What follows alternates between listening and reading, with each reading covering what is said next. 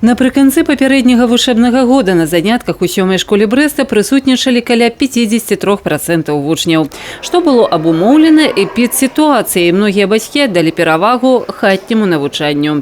Сёння па ўважлівых прычынах адсутнічаюць каля 2–3%. У школе падкрэсліваюць, адна з галоўных задач – захаванне здароўя вучняў. Дзеля гэтага дзейнічае шэраг прафілактычных мер. Абмежавана наведванне школы бацькамі, на ўваходзе прапаноўваюць антысептыкі і вымяраюць тэмпературу. Вучэбныя класы праветрываюць пасля кожнага занятка. У школе навучаюцца больш за 1300 чалавек. Сацыяльную дыстанцыю трымаць складана. Таму за кожным класам замацавалі пэўны кабінет. Супрацоўнікі сталовай і дзяжурныя забяспечаны неабходнымі сродкамі – фартух, маска і абавязкова пальчаткі. Таксама педагагічны калектыў з улікам эпідэміялагічнай нестабільнасці шукае новыя формы навучання.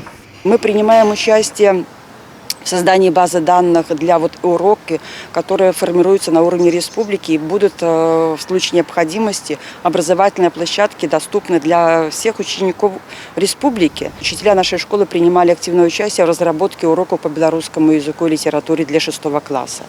То есть мы создаем такой комплекс диагностического контрольного инструментария, чтобы в условиях дистанционного обучения возможно оценить ребенка.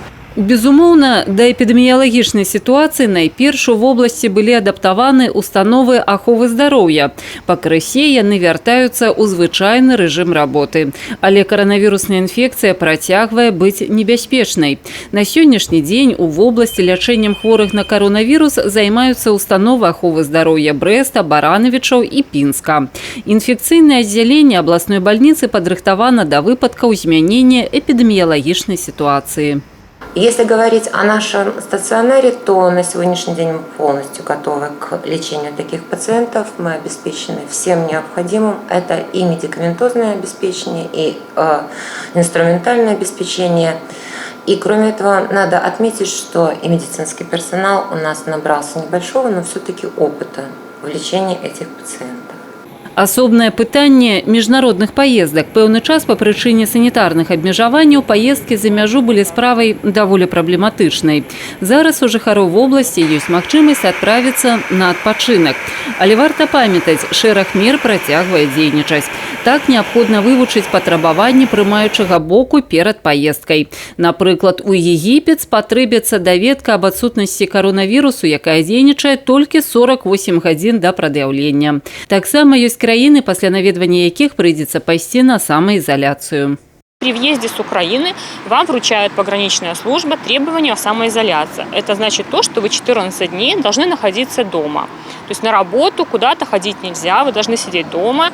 Эти списки нам передают пограничный комитет санитарно-эпидемиологической службы и службу МВД, и мы контролируем нахождение этого человека на самоизоляции. Если он нарушает эти правила, значит, ему выписывается протокол об административном правонарушении.